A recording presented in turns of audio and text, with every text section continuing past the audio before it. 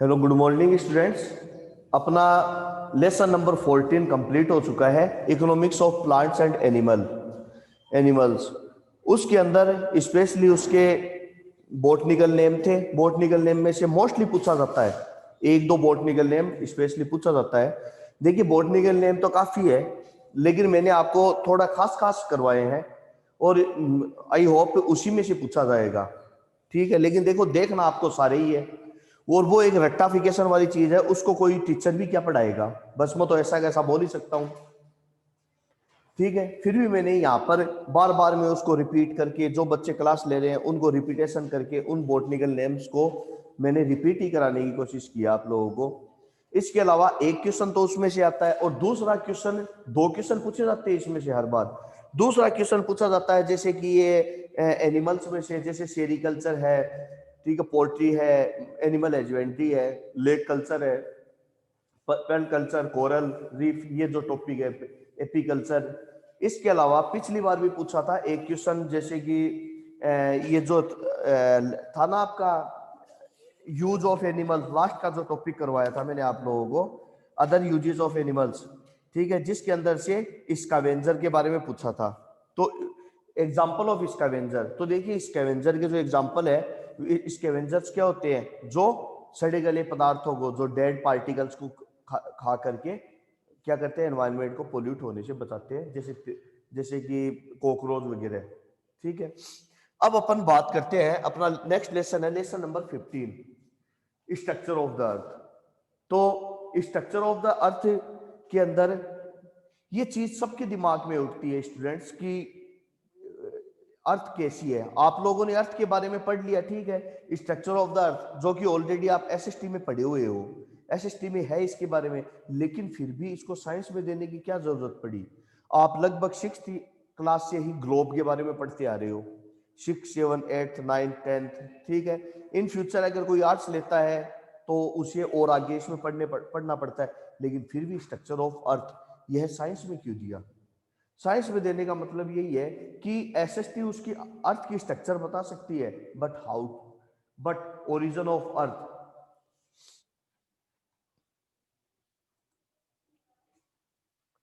But देखिए students, अर्थ का origin कैसे हुआ, अर्थ जन्मी कैसे, उसके बारे में कौन बताएगा, उसके बारे में साइंस बताएगी। तो अलग अलग प्रकार के साइंटिस्ट ने हमारे अर्थ के स्ट्रक्चर के लिए अपने अलग अलग प्रकार की थीसिस दी है।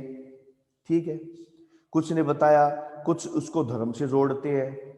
ठीक है, लेकिन ये चीजें हमें धर्म से जोड़ने वाली नहीं लिखनी है, क्योंकि साइंस इस चीजों को नहीं मानती। वो होती होगी, मैं किसी धर्म के ऊपर नहीं कर रहा हूं, ये चीज होती होगी, लेकिन साइंस इसको अभी तक नहीं मानती, क्योंकि साइंस वो मानती है जो देखा हुआ है, जो प्रूव किया हुआ है। अलग अलग साइंटिस्ट अपनी थीसिस देते हैं, लेकिन कुछ की थीसिस चलती है, कुछ की नहीं चलती है, क्योंकि साइंस कहती है कि जो आपने बताया है, how to prove it, do the prove it, इसको कैसे प्रूव करोगे, इसको प्रूव करके दिखाओ आप। तो ये चीज कौन मानता है, साइंस मानती है। तो अब देखिए, फिर उसके बाद में अलग अलग साइंटिस्ट ने अलग अलग थ्योरी दी। ठीक है, इसके अलावा देखिए आप लोगों ने ऑर्गेनिज्म कैसे बने, ठीक है, इसके बारे में, जैसे कि ओरिजिन ऑफ लाइफ आपने 9th क्लास में 5 का चैप्टर पढ़ा था, जिसमें ओपरिन की थ्योरी वगैरह भी थी। ठीक है, इससे पहले एक जानना है कि origin of earth, earth and structure of the earth, earth की स्ट्रक्चर कैसी है, ये दोनों ही मैं आपको बताऊंगा डिटेल से। हो सके तो आप वीडियो को पॉज करके, और इससे आप नोट्स भी तैयार कर सकते हो, आप अपने साथ साथ नोट्स भी बना लेना, क्योंकि बुक के अंदर है, उससे भी एक्स्ट्रा मैं कुछ आपको और बताने वाला हूँ। ठीक है, कुछ चीजें हैं बुक में और कुछ बुक में नहीं है। बुक में देखा जाए तो बहुत कम है, कुछ डिटेल में कुछ एक्स्ट्रा ही बताऊंगा, यानी साइंस एसएसटी को मिला करके डिटेल से आपको बताऊंगा। अब देखिए, चलिए, तो बताया जाता है कि अर्थ, पहले बात करते हैं हम origin of earth. Origin of अर्थ के अंदर देखिए, बिग बैंग थ्योरी के अंदर भी बताया था कि सबसे पहले इस एनवायरनमेंट में, ठीक है, इस यूनिवर्स के अंदर कुछ भी नहीं था। ठीक है, there is zero, everything is zero, there is nothing on this universe, इसके अंदर कुछ भी नहीं था। ठीक है, नाइदर प्लेनेट नॉर सन, कुछ भी नहीं था। फिर माना जाता है कि इस अर्थ के ऊपर कुछ कॉस्मिक पार्टिकल्स थे, वो कॉस्मिक पार्टिकल घूमते हुए एक दूसरे के पास आए और एक गुब्बार बनाया, और हर पार्टिकल्स में अपना अपना थोड़ा सा एक ग्रेविटेशन फोर्स होता है, ठीक है। उस ग्रेविटेशन फोर्स के कारण वो एक दूसरे के काफी पास आए, एनवायरनमेंट में फ्री ऑफ रेडिकल्स घूम रहे थे, जिससे सबसे पहले गैस बनी जिसका नाम था हाइड्रोजन गैस। शॉर्ट में बता रहा हूं, समझ लो। उस हाइड्रोजन गैस के भी पार्टिकल उनके पास आए और ग्रेविटेशन के कारण बताया जाता है कि एक बहुत बड़ा गोला बना, किसी कारण से, किसी केमिकल रिएक्शन के कारण से उसके अंदर ब्लास्ट हुआ होगा। ऐसा माना जाता है कि there is become the blast on this sphere of which is made of gaseous and cosmic particle which are very red hot, बहुत ही गर्म था। और उसके पार्टिकल्स टूटने के साथ ही एक गोला बना जिसका नाम दिया सन। और इसके अलावा अदर पार्टिकल्स भी बने which are rotate around the sun, जिसमें से एक पार्टिकल्स था जिसका नाम था अर्थ। ये बन गया सन, ये बन गई अर्थ। इस तरीके से अर्थ बनी, लेकिन अभी अर्थ नहीं है ये, ठीक है। अभी अर्थ नहीं है, अभी अनर्थ है ये, अभी अर्थ नहीं बनी है। अब क्या हुआ कि यह अर्थ लगातार रोटेट करती गई। उस समय माना जाता है कि एक पूरा का पूरा दिन है वो 8 घंटे का, 8 आवर्स का हुआ करता था उस समय, ऐसा माना जाता है। फिर अर्थ पर माना जाता है कि कोई एक एस्ट्रॉइड आके टकराया होगा। एस्ट्रॉइड आके टकराया होगा, नहीं टकराया था, ये तो प्रूव हो चुकी है। और इसके दो पार्ट बने, एक तो अर्थ और दूसरा मून। यह मून अर्थ के चारों तरफ मूवमेंट कर रहा था और अर्थ सन के चारों तरफ मूवमेंट कर रही थी। और इस प्रकार अर्थ का एक वन डे कितने आवर्स का हो गया, कितने का हो गया, 24 आवर्स का वन डे हो गया। अब आगे देखिए, फिर उसके बाद में आगे देखते हैं अपन कि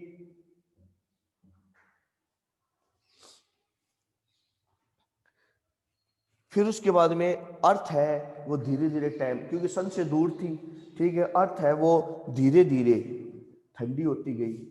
लेकिन उस समय भी बहुत रेड हॉट थी। इस पर केवल और केवल वोल्केनोज ही थे, खाली वोल्केनोज थे, यानी ज्वालामुखी थी, लावा निकलता, लावा फूटता, और वो सारा का सारा लावा कहाँ जाकर के इकट्ठा हो रहा था, कहाँ जाके, धरती के बीच में सेंटर के अंदर जाकर के कलेक्ट हो रहा था सारा का सारा लावा, जिसके अंदर मोस्टली निकल, प्लेटिनम, कॉपर और आयरन होता है।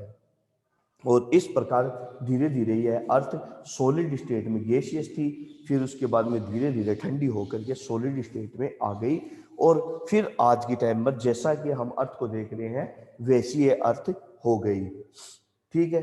फिर अब देखते हैं अपन स्ट्रक्चर ऑफ अर्थ।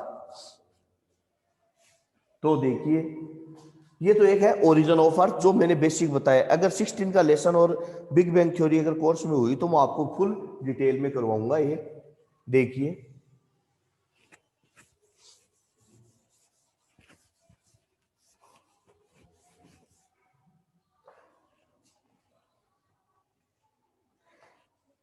तो अब देखते हैं अपन अर्थ की स्ट्रक्चर।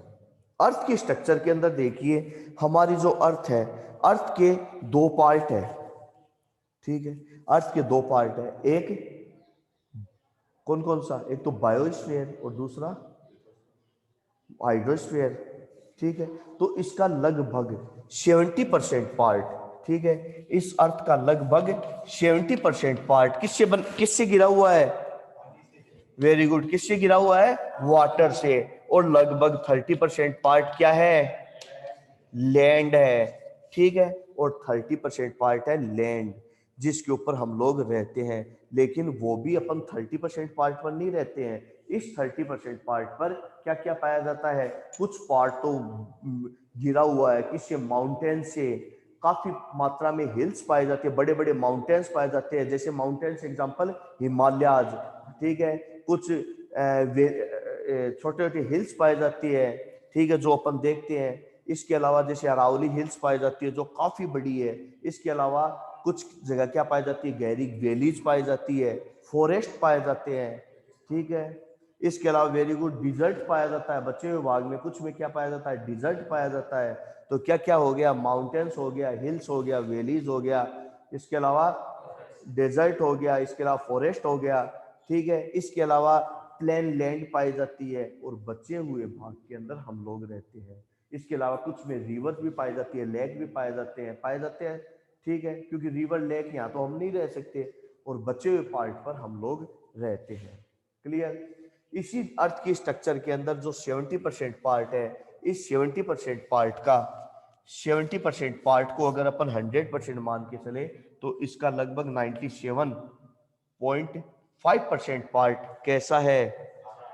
सॉल्ट वाटर है, ठीक है, इसका साल्ट वाटर है, और लगभग 2.5% कैसा है? फ्रेश वाटर है। 2.5% कैसा है? इसका फ्रेश वाटर के रूप में हो पाया जाता है। अब यह फ्रेश वाटर अपन पीने के काम में लेते हैं, लेकिन इसमें से भी लगभग 1.5% वाटर किस रूप में है? कुछ अंडरग्राउंड वाटर के रूप में है, कुछ पहाड़ों के छोटे छोटे दर्रे, एक खांच होती है जिसको फ्यूरोज बोलते हैं, फ्यूरोज, उसके अंदर पाए जाते हैं, कुछ वेल यानी कुओं में पाए जाते हैं, ठीक है, इस प्रकार। और बाकी बचा हुआ कहां पर है? बर्फ के रूप में, ग्लेशियर के रूप में है। बाकी बचा हुआ किसमें है? ग्लेशियर के रूप में जमा हुआ है। तो इसमें से लगभग 1% पानी ही, और 1.5% में आप ये मत लिखना अंडरग्राउंड वगैरह, ये इसमें आएगा, सॉरी, लगभग 1% वाटर, ठीक है, लगभग 1% पानी ही कैसा है? ड्रिंकिंग वाटर के रूप में है, जिसका उपयोग आज अपन किस तरीके से कर रहे हैं आपको पता है। और इस 1% में से भी कुछ अंडरग्राउंड के रूप में, कुछ कुओं वगैरह में पाया जाता है, ठीक है, ये इसमें आ जाएगा। तो इस प्रकार से यह हुई अर्थ की जनरल चीजों के बारे में, कंपोनेंट के बारे में। अब आपने देखा होगा कि अर्थ क्या है? क्या है एक अर्थ? प्लेनेट है। अर्थ क्या है? एक प्लेनेट है। अर्थ एक, आपको पता है, अर्थ इज ए ग्लोब, अर्थ एक प्लेनेट है which continuously move around the sun, which continuously move around the sun. तो इसे कहते हैं अर्थ की मूवमेंट। क्या कहते हैं इसकी? अर्थ की मूवमेंट। तो अर्थ की मूवमेंट दो प्रकार की होती है। अर्थ की मूवमेंट दो प्रकार की होती है। कौन कौन सी? रोटेशन और है, एक तो है रोटेशन और रिवोल्यूशन। रोटेशन कितने टाइम का होता है? हैं? क्या बोल? रोटेशन क्या होता है? यू घूमना या अपनी जगह घूमना? अपनी। और रिवोल्यूशन क्या होता है? उसके चारों तरफ। तो देखिए दो प्रकार की मोशन, एक तो स्पिन मोशन जिसे आप रोटेशन कहोगे। तो रोटेशन के अंदर अर्थ क्या करती है? अपनी जगह के ऊपर मूवमेंट होती है। और दूसरा है रिवॉल्यूशन। रिवॉल्यूशन से क्या होता है? अर्थ किसके चारों तरफ? अर्थ मूव अराउंड द सन, ठीक है, इसे हम क्या कहते हैं? अर्थ सूरज के चारों तरफ घूमती है। फिर आगे अब बताओ कि जब अर्थ है, क्या हुआ? अर्थ सूरज, रिवोल्यूशन का टाइम पीरियड कितना होता है? वेरी गुड, कितना होता है? 365 1/4 डेज का इसका क्या होता है? पीरियड होता है, ठीक है। फिर उसके बाद में इतने दिनों के अंदर यह सूरज के एक मूव यानी कि रोटेशन तो नहीं कह सकते, उसका एक चक्कर लगा के आ जाती है। इसकी एक साइकिल इतने टाइम में कंप्लीट होती है। और रोटेशन कितने टाइम का होता है? 24 आवर्स। ये होता है 24 आवर्स का। अब बताओ इससे क्या होता है? इससे क्या होता है? इससे क्या क्या होती है? सबसे पहले ईयर, ये किसके लिए रिस्पॉन्सिबल है? ईयर। इसके अलावा सीजन, सीजन के लिए भी, जैसे स्प्रिंग सीजन, ऑटम सीजन, ठीक है, ये अलग अलग प्रकार की आती है ना। रेनी सीजन कौन कौन सी? स्प्रिंग सीजन, ऑटम सीजन यानी बसंत ऋतु, ग्रीष्म ऋतु, वर्षा ऋतु बोलते हो ना आप लोग, ठीक है। तो इसके लिए ये रिस्पॉन्सिबल होती है। और ये किसके लिए होते हैं रिस्पॉन्सिबल? है डे और नाइट के लिए। किसके लिए रिस्पॉन्सिबल होते हैं? डे और नाइट के लिए रिस्पॉन्सिबल होते हैं। क्लियर? यहां तक कोई दिक्कत नहीं है। अब ये चीज आप साथ साथ में उतारते रहा करो, ये एग्जाम में बना के ऐसे दिखानी है, अगले को भी पता चले। और ये चीजें लिखने के पॉइंट है आप लोगों के, ये चीजें आप उतारो ये साथ साथ में, ताकि एग्जाम में आप अटको नहीं वहां पर।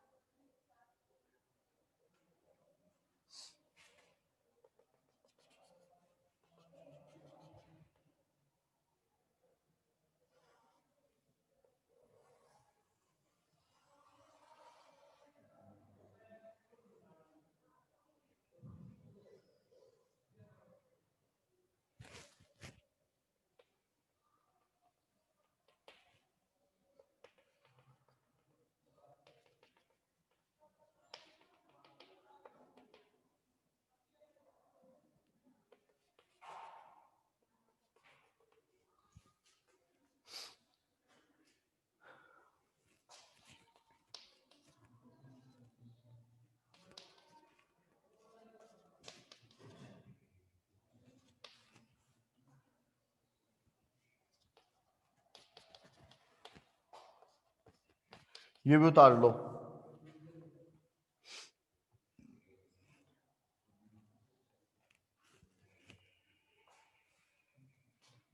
देखो इसको कहते हैं इक्वेटर,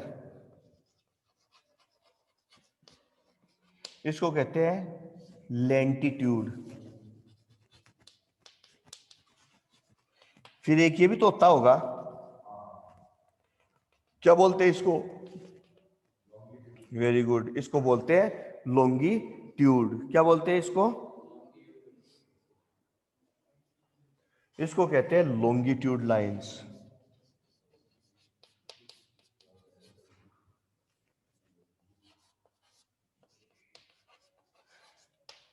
ये लैंटीट्यूड लाइंस। तो देखिए अब स्टूडेंट्स ध्यान से देखो, इसको मैं थोड़ा सा इधर कर देता हूं। हाँ भाई, दिख रहा है क्या साफ? Yes sir. Yes sir. ये ग्लोब साफ दिख रहा है क्या? Yes hello sir. Hello, yes sir. Globe साफ दिख रहा है क्या? Yes sir. Yes sir. ठीक है, अब देखो एक बार ध्यान से। अब देखिए ये चीज भी आपको बनानी है, स्ट्रक्चर ऑफ अर्थ के अंदर आ जाए ना, तो ये चीज आपको बनानी है। तो देखिए अर्थ, अर्थ एक स्फीयर है। तो देखिए अर्थ आपको एक गोला माने तो गोले की शुरुआत कहां से करे? तो हर चीज की एक आइडेंटिफिकेशन देनी पड़ती है। तो उसकी एक आइडेंटिफिकेशन दे दी। इसको दो पार्ट में काटा गया। एक तो हॉरिजॉन्टल पार्ट, हॉरिजॉन्टल पार्ट को हिंदी में कहते हैं अक्षांश। ठीक है, हिंदी में क्या कहते हैं? अक्षांश। और इंग्लिश में कहते हैं लैंटीट्यूड लाइंस। तो इस प्रकार से जो हॉरिजॉन्टल लाइन है इसको अपन क्या कहते हैं? लैंटीट्यूड लाइंस। ये लैंटीट्यूड लाइंस में से देखिए, अब अर्थ को दो पार्ट, दो इक्वल पार्ट में काटता है, और इक्वल पार्ट में काटने वाला क्या कहलाता है? इक्वेटर। क्लियर? इक्वल पार्ट में क्या कहलाता है? इक्वेटर। अब देखो स्फीयर होने के कारण इसकी शुरुआत कहां से करते हैं? तो स्फीयर की शुरुआत हमेशा देखो, जो कोई चीज चपटी होती है फ्लैट, उसकी तो किनारों से होती है शुरुआत, और जो गोल होती है ना उसकी शुरुआत हमेशा सेंटर से होती है। तो अपन सेंटर से करेंगे जीरो, यानी कि ये क्या हो गया? इक्वेटर। क्यों? जो इसको इक्वल पार्ट में काट रहा है। फिर उसके बाद में देखिए ऊपर की तरफ जाए तो यह कितना झुकी हुई है, ये अर्थ कितना झुकी हुई है? तो ये डिग्री कहलाती है 23.5 डिग्री नॉर्थ, क्योंकि ऊपर का पार्ट क्या है? नॉर्थ। ऊपर अपर पार्ट क्या है? नॉर्थ। ये साउथ, ये क्या है? ईस्ट, और ये वेस्ट। ये आप समझ गए ना? नॉर्थ ईस्ट, साउथ ईस्ट और वेस्ट। तो इस प्रकार से देखो, आप देखो कि अपर की साइड वाले क्या कहलाएंगे? 23.5 degree north latitude, 66.5 degree north latitude lines. और जीरो से नीचे जो साउथ की साइड की लाइंस है उसको आप क्या कहेंगे? 23.5 degree south latitude and 66.5 degree south latitude. तो इस प्रकार यह दो पार्ट में डिवाइड होता है, लैंटीट्यूड और लॉन्गिट्यूड। तो लैंटीट्यूड क्या शो करती है? लैंटीट्यूड क्या शो करती है? उसका वेदर, मौसम, टेम्परेचर से शो करती है। ये अगर एसएसटी में नहीं पढ़ी है तो बता देता हूं, ये शो करती है टेम्परेचर। जैसे जैसे नॉर्थ की तरफ या साउथ की तरफ जाएंगे मौसम ठंडा होता जाएगा, बीच वाले पार्ट में बहुत ज्यादा गर्म होता है, बहुत ज्यादा गर्म होता है। फिर उसके बाद में अपन बात करते हैं लॉन्गिट्यूड। लॉन्गिट्यूड को भी वही दिया है, जैसे ये कहलाता है 90 डिग्री। ठीक है, ये 90 डिग्री से स्टार्ट होता है और फिर ऐसे जाते हुए यहां जाकर के 0 डिग्री पर मिल जाता है। तो ये लॉन्गिट्यूड कहलाता है। और लॉन्गिट्यूड जो होता है यह किस चीज को शो करता है? किस चीज को शो करता है? ये करता है टाइम को शो। समझ गए? जैसे 90 डिग्री से इधर जाते जाओगे तो टाइम कम होता जाएगा, और इधर जाते जाओगे तो टाइम बढ़ता जाएगा। जैसे इंडिया के अंदर, इंडिया के और नई दिल्ली के और पाकिस्तान के टाइम में आधे घंटे का अंतर है। जैसे कि कोई टाइम पाकिस्तान भारत का हिस्सा था, लेकिन फिर भी कितना अंतर है? आधे घंटे का। इसी प्रकार से राजस्थान और अरुणाचल प्रदेश के टाइम में भी काफी अंतर है। सही बता रहा हूं मैं? यहाँ और कलकत्ता के टाइम में भी बहुत अंतर है। क्यों? क्योंकि इनका लॉन्गिट्यूड चेंज है, एक अलग लॉन्गिट्यूड पर दूसरा अलग लॉन्गिट्यूड। तो ये हो गई ग्लोब के बारे में। क्लियर? फिर उसके बाद में अपन बात करते हैं कि अर्थ की रियल स्ट्रक्चर। तो देखिए अब आपने देखा होगा 4 लाइन का है, हो जाएगा, ऐसे नहीं है, फुल डिटेल में करा रहा हूँ स्ट्रक्चर। समझ गए? इतनी चीजें अगर याद रखोगे एग्जाम में अटकोगी नहीं। फिर उसके बाद में देखिए अर्थ को जो बेसिकली कैटेगराइज किया गया है वो देखो, ये उतार लो।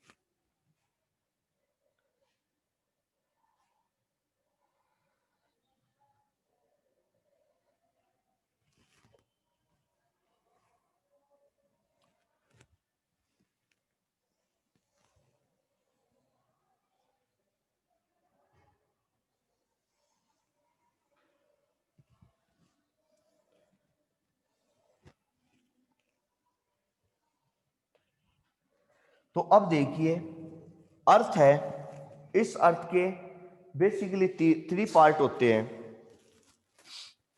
तो अब देखिए अर्थ के बेसिकली कितने पार्ट होते हैं? 3 पार्ट होते हैं। कौन कौन सा होता है? सबसे अपर पार्ट है क्रस्ट, क्या होता है? फर्स्ट क्या होता है? सेकंड है मेंटल, क्या होता है? और थर्ड पार्ट क्या है? कोर। जो सबसे डीप पार्ट होता है, सेंटर पार्ट होता है, ठीक है, उसे हम क्या कहते हैं? कोर कहते हैं। तो देखिए ये जो सबसे आउटर पार्ट है जिसको आप क्या कहते हो? क्रस्ट। इस पार्ट को, इनर वाले पार्ट को क्या कहोगे? मेंटल। और जो कोर होता है ना पार्ट, यह 2 पार्ट में डिवाइड होता है, याद रखना। एक तो आउटर और इनर। अब क्यों? अभी बताऊंगा क्यों। तो ये कौन सा है? आउटर है, इनर? इसे क्या कहोगे आप? Outer core. ये है आउटर कोर। और ये क्या है? Inner, inner core. ये बेसिक स्ट्रक्चर होती है अर्थ की। देखिए अगर आ जाए एग्जाम में अर्थ की स्ट्रक्चर, तो आपको स्पेशली ये और ये 2 तो बनानी ही बनानी है, ठीक है ना? है तो यार एक में कैसे बनेगी? ठीक है, तो ये एक जनरल स्ट्रक्चर है अर्थ की। अब अपन इस स्ट्रक्चर के बारे में डिटेल से पढ़ते हैं, ठीक है? तो देखिए सबसे पहले अपन बात करते हैं crust. Crust it is a outermost layer of earth. It is outer most layer of earth. On this earth the हम क्या कह सकते हैं कि लाइफ इज पॉसिबल, ठीक है? On this part of earth it is a outermost layer of earth, ठीक है? And on this layer the life is possible, ठीक है? There is nothing possible the life on this mantle and core part of earth. Earth के केवल crust पर ही पॉसिबल है। Crust part is not a flat, is यह flat नहीं होता है, ठीक है? क्यों? क्योंकि कहीं तो इसके ऊपर हाईली क्या है? माउंटेन्स है, ये फ्लैट नहीं होता है। अर्थ के अपन स्ट्रक्चर में देखो मैंने फ्लैट दिखाया ना इसे, लेकिन इट इज नॉट पॉसिबल, यह फ्लैट नहीं है। उसके ऊपर कहीं पर तो क्या है? हाईली माउंटेन्स पाए जाते हैं। एग्जाम्पल अरावली, हिमालयाज, ठीक है? And another and any other else. इसके अलावा कई काफी डीप क्या पाई जाती है? वैलीज पाई जाती है, घाटियां पाई जाती है, ठीक है ना? कई और कई जगह जगह पर क्या पाए जाते हैं? इसके ऊपर ओशियन पाए जाते हैं, ठीक है? इसके अलावा ओशियन पाए जाते हैं, सी पाए जाते हैं, समुद्र और महासागर वगैरह पाए जाते हैं, ठीक है? इसके ऊपर जो पाए जाने वाला हिमालयाज है, कोई टाइम माना जाता है कि हिमालय जो बना है वो, हिमालय जो बना है वो उसकी जगह एक तैथिस सागर हुआ करता था। कल बताया था मैंने आप लोगों को, तैथिस सागर, तैथिस ओशियन, तैथिस ओशियन हुआ करता था। फिर उसके बाद में धीरे धीरे इसकी जगह क्या बन गया? हिमालय बन गया। अर्थ अंदर से सॉलिड है, ठीक है? अर्थ के अंदर से सॉलिड होती है। फिर उसके बाद में देखते हैं अपन और इसके दो पार्ट हो गए, लिथोस्फीयर और हाइड्रोस्फीयर, ठीक है। फिर उसके बाद में देखिए यही एक ऐसा पार्ट है जिस पार्ट के, यह एक ऐसा पार्ट है जिस पार्ट के कांटेक्ट में क्या है, हमारे डिफरेंट टाइप की गैसेस और एनवायरनमेंट इसके कांटेक्ट में पाया जाता है। क्लियर। अब सल्टाते, ठीक है, अभी मैं सल्टावा फटाफट देखो। फिर है मेंटल, इट इज,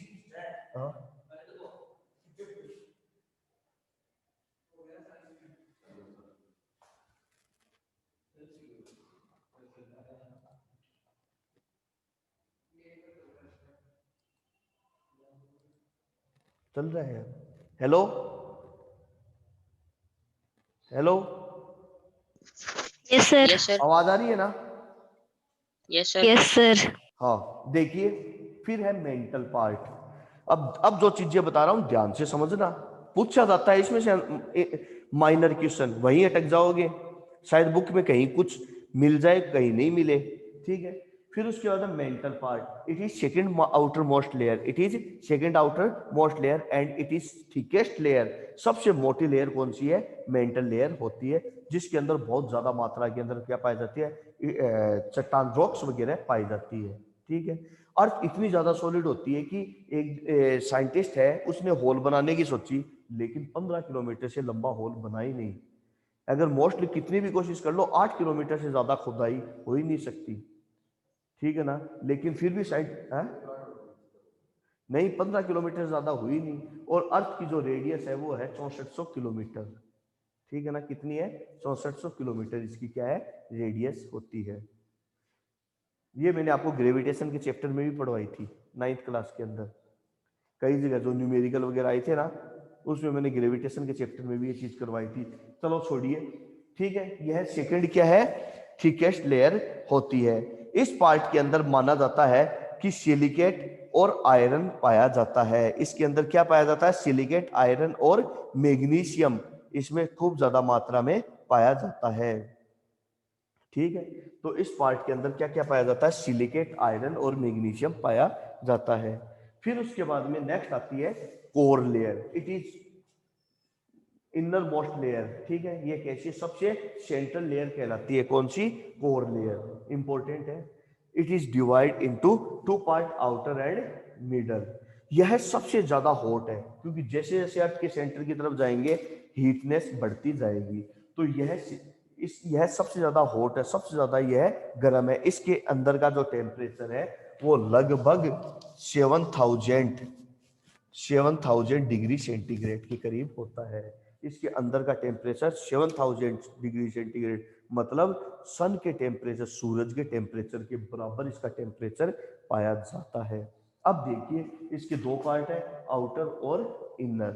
इनर प्रकार की जो लेयर है, इसके अंदर सबसे ज्यादा मात्रा में आयरन पाया जाता है। माना जाता है कि इनर लेयर है वह मोस्टली किसकी बनी होती है? आयरन की बनी रहती है। लेकिन कुछ साइंटिस्ट ने यह भी अनुमान लगाया है कि इस पार्ट के अंदर गोल्ड, प्लेटिनम, सिलिकेट काफी मात्रा में पाया जाता है। गोल्ड, प्लेटिनम, सिलिकेट भी बहुत ज्यादा क्वांटिटी में पाया जाता है। किसमें? इनर कोर के अंदर। क्लियर। और यह सॉलिड होती है। फिर उसके बाद में अपन बात करें आउटर कोर। आउटर कोर है वह लिक्विड स्टेट में पाई जाती है। ध्यान रखना, यह किस में पाई जाती है? लिक्विड स्टेट में पाई जाती है। और यह लिक्विड स्टेट में पाए जाने के कारण इसके चारों तरफ रोटेट करती है, तेजी से रोटेट, बहुत ज्यादा तेजी से रोटेट करती है, जिसको कहते हैं मैग्मा। जिसको कहते हैं मैग्मा। आपकी बुक में कई जगह वर्ड आया है मैग्मा के बारे में। तो इसके अंदर देखिए यह जो लेयर है यह तेजी से रोटेट करती है। और कैसे? एंटी क्लॉकवाइज करती है। अर्थ की रोटेशन के अपोजिट इसकी रोटेशन होती है। अर्थ की किधर से किधर होती है? West to east, west to east, ठीक है। लेकिन इसकी क्या होती है? East to west. और इसी के कारण साइंटिस्ट ने कहा कि अर्थ के अंदर मैग्नेटिज्म जनरेट होता है। क्या जनरेट होता है?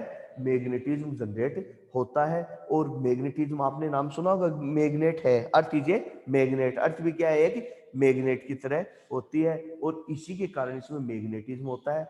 और क्या पैदा होता है? ग्रेविटेशन फोर्स पैदा होता है। किसके कारण? मैग्मा के कारण। अब देखो, जब अर्थ बनी तो वो धीरे धीरे ठंडी होती गई। तो सबसे पहले कूल क्या होगा? अपर पार्ट या इनर पार्ट? Upper part. तो अपर पार्ट, फिर बरसात हुई आपको बताया था, तो जिसके कारण से अर्थ अंदर की तरफ से चटक गई, ठीक है ना, अर्थ क्या है, अंदर की तरफ से चटक गई और कुछ प्लेटों के अंदर डिवाइड हो गई। ध्यान रखना, बहुत इंपॉर्टेंट लाइन है, इस लाइन को अगर बुक में है तो अंडरलाइन कर लेना। और लगभग, और इन प्लेटों को क्या नाम दिया, टेक्टोनिक प्लेट, टेक्टोनिक प्लेट्स नाम दिया। अर्थ है वो पूरी की पूरी अर्थ टेक्टोनिक प्लेट में डिवाइड हो गई। और एक अपनी इस अर्थ के अंदर कितनी टेक्टोनिक प्लेट है, 29 टेक्टोनिक प्लेट है। ध्यान रखना, ये पूछा हुआ क्वेश्चन है कि हमारी अर्थ के अंदर how many tectonic plate is present on the earth, the number of tectonic plate 29। Clear students? Yes, sir.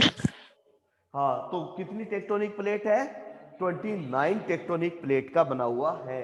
और आपने कई बार नाम सुना होगा कि अर्थक्वेक आता है, नाम सुना है क्या कई बार, अर्थक्वेक आ गया। तो अर्थक्वेक किस कारण से आता है, ध्यान से समझो, अर्थक्वेक किस कारण से आता है, इन्हीं टेक्टोनिक प्लेट के कारण अर्थक्वेक आता है। यह टेक्टोनिक प्लेट है वो धीरे धीरे अंदर की तरफ मोशन करती है, और मोशन करते ही हमारी अर्थ में वाइब्रेशन चालू हो जाता है, जिसे आप क्या कहते हो, भूकंप यानी अर्थक्वेक कहते हो। और इसकी मोशन कितनी तेज होती है, कितनी तेज होती है, इतनी ऐसे नहीं होती है, इसकी मोशन होती है हमारे नाखून की गति जितनी, यानी हमारा जो नेल है ना, नेल की मोशन, नाखून कितनी स्पीड से बढ़ता है, नए के बराबर। दिखता है क्या ऐसे, नहीं वो ऐसे बढ़ रहा, ऐसे दिखता है क्या, है नहीं दिखता ना। अगर आप अपना नाखून देखने भी बैठोगे 3 दिन तक देखते रहो, पता ही नहीं चलेगा बढ़ा भी है क्या। बस उस स्पीड से ही इसकी मोशन होती है। तो सोचो इतना भयंकर भूकंप आ जाता है। तो हमारी अर्थ किससे बनी होती है, टेक्टोनिक प्लेट कितनी है, 29 टेक्टोनिक प्लेट से मिलकर बनी हुई होती है। ये हो गया अपना टॉपिक। फिर एक है energy system of earth, important topic है। एक ना एक क्वेश्चन आपको इसमें से मिल जाएगा। कल करा, नेक्स्ट टाइम, कल आपकी क्लास नहीं होगी, अब मंडे को क्लास होगी। नेक्स्ट टाइम आपको कराएंगे एनर्जी सिस्टम। लेसन 2 या 3 दिन में आपका कंप्लीट हो जाएगा, ठीक है। अर्थ की स्ट्रक्चर मैंने आपको डिटेल में करवाई दी है। अब नेक्स्ट टाइम देखिए अपन करेंगे एनर्जी सिस्टम, जिसके 2 पार्ट है, इंटरनल मोल्डिंग फोर्स और आउटर मोल्डिंग। कल नेक्स्ट टाइम अपन करेंगे इंटरनल मोल्डिंग फोर्स, और जिसमें कंस्ट्रक्टिव डिस्ट्रक्टिव नेचुरल फोर्स भी आते हैं। जो इंपॉर्टेंट है, जो इंपॉर्टेंट बता रहा हूँ उसको समझ जाया करो, काफी क्वेश्चन है वो मैं बताता हूँ उसमें से आते हैं। फिर नेक्स्ट है आउटर, 2 या 3 दिन, 2 या 3 क्लास में लेसन हो जाएगा। Okay students, thank you very much.